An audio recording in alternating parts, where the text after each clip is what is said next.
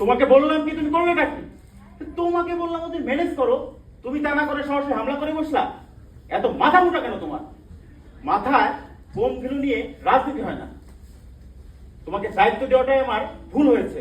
ভাই ওদেরকে তো বুঝাইছিলাম, কিন্তু ওরা তো কেউ বুঝতে চায় না। এক কথায় দুই কথায় লাগে গেছে। আসলে ঝোঁকে মাথায় টোস্টটা একটু বেশি দিয়ে দিছি।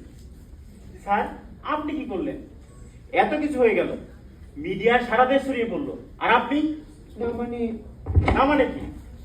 ওর মাথায় নয় ভিলু কম ছিল, আপনার মাথায় তো কম ছিল না। আপনি তো বিষয়টা সামলাতে পারতেন। প্রমোশনের কি কোনো দরকার নেই? না গ্রাম বন্ধে চলে যেতাম? আসলে পরিস্থিতি আমার নাগালের বাহিরে ছিল।